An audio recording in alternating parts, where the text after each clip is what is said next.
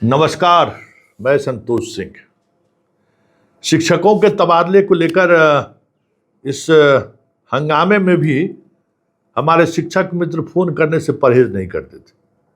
हालांकि उस दौरान उनको हम कहते थे, भाई अभी बिहार जल रहा है, क्या अपने तबादले के पीछे पड़े हुए हैं। लेकिन एक बात सबों को कहते थे कि भाई अब नौकरी करना बहुत मुश्किल है, संभल जाइए आप। ये अलग बात है कि सरकार निर्णय लेने वाली सरकार नहीं है। इतनी कमजोर सरकार मैंने नहीं देखा है। नीतीश कुमार की मानसिक स्थिति कितनी भी बुरी क्यों न रही हो, इतना कमजोर वो कभी नहीं रहे। जितने ही वक्त के लिए वो प्रशासनिक कार्यों पर नजर रखते थे, वो वक्त ही इन लोगों के 24 घंटे के वक्त से भी बड़ा वक्त था। कोई मनमानी नहीं कर सकता था। एक बार निर्णय हो गया तो हो गया, लेकिन इनका निर्णय तो हर दिन बदलता रहता है। दबाव झेलने की स्थिति में ही नहीं है, दोहरा दबाव है। देखिए अखबार में क्या खबर छपी है। पहली खबर आज के हिंदुस्तान में, कल से पोर्टल खुलेगा। टीआरई 3 और नियोजित शिक्षकों को और जो नए प्रोबेशन पीरियड वाले हैं उनको लाभ नहीं मिलेगा।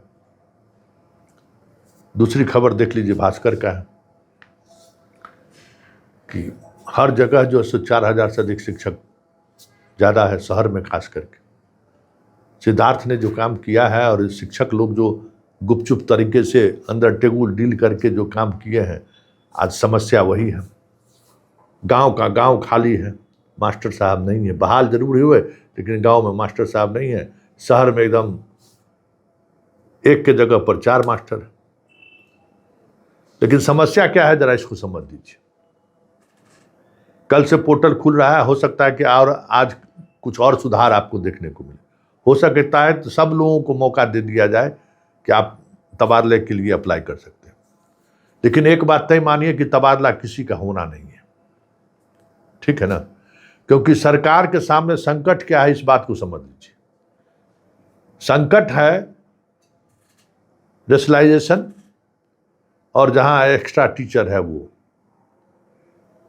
क्योंकि ट्रांसफर में जिस तरीके की मनमानी सिद्धार्थ के समय में हुआ है, विधायकों पर भी दबाव है, मंत्री पर भी दबाव है कि भाई वोटर गांव में, शिक्षक वहां नदारत। वोट दे रहा है गांव और शिक्षक सब ऐश कर रहा है शहर में। छात्र है गांव में, शिक्षक सब मस्ती कर रहा है शहर में। हाजिरी बनाएगा, घूमेगा, विद्यार्थी है ही नहीं जिसको पढ़ावे। तो ये बड़ी संकट है। करे तो करे क्या। जो नियमावली इन लोगों ने ट्रांसफर पोस्टिंग के लिए बनाया है, उस नियमावली को लागू करने पर जो सब तरह से जो समर्थवान शिक्षक हैं, उसके आसपास का जो प्रेशर ग्रुप है, उससे सरकार परेशान है।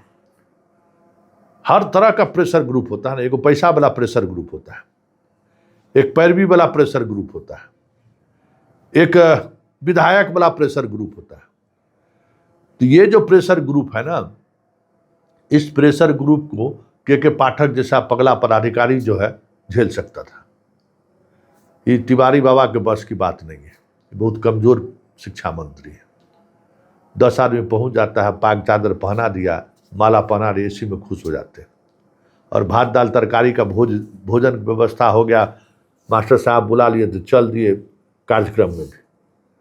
पूछिए ना अपन शिक्षा नेता सबसे, पाक चादर क्या क्या खूब सम्मान समारोह किए। तो सम्मान समारोह खाली विधान परिषद के चुनावे लड़ने के लिए किए नेता लोग कि भाई अब कुछ चीजें सामने आनी चाहिए ना, ठोस चीज। अभी तक जो चीजें हैं वो तो साफ दिख रहा है। इसमें ट्रांसफर किसी का नहीं होना है, ये तय मानिए। क्योंकि ट्रांसफर होगा तो फिर एक शिक्षक जहां है वहां नहीं रह पाएंगे, ये भी तय मानिए। जितने टीआरई 1 और टीआरई 2 वाले ट्रांसफर करा के आए हैं, सबको गांव जाना होगा, ये भी तय मानिए अगर ट्रांसफर हुआ तो। तो TRE-1 और TRE-2 में बहुत सारे लोग जो ब्रीफकेस लेके पटना पहुंचे थे और जो पदाधिकारी ब्रीफकेस में आदान प्रदान किए थे वो तो हैं ही, वो अलग दबाव में है। बाकी नियम कानून तोड़कर जितना म्यूचुअल से म्यूचुअल करके जो कुछ भी किए वो अलग दबाव में है। तो कई तरह के दबाव काम कर रहे हैं ट्रांसफर को लेकर। TRE-1 और TRE-2 किसी भी स्थिति में अगर ट्रांसफर की प्रक्रिया जो सरकार कह रही है, एक भी नहीं बचेंगे। यूपी वाला और यूपी वाली जो एकदम पूरा यूपी के बॉर्डर पर छा गए हैं, उनका तो समझिए कि अगर ट्रांसफर वाकई में सरकार मजबूती के साथ किया तो फिर किशनगंज अररिया जाने के लिए वो लोग तैयार रहे, क्योंकि सब इलाका सब खाली हो गया है। तो एक यूपी का भी दबाव है, प्रेशर ग्रुप है। यूपी में चुनाव भी होना है और जदयू चुनाव लड़ना जा रही है। अब नीतीश बाबू प्रधानमंत्री तो नहीं बनना है जो यूपी के कुर्मी लोगों को लाके बहाल कर दिए, अब तो वो स्थिति तो है नहीं। अब तो बीजेपी की सरकार है, लेकिन यूपी में चुनाव है। एक दबाव वो काम करेगा कि भाई यूपी के शिक्षकों को इधर उधर मत करिए।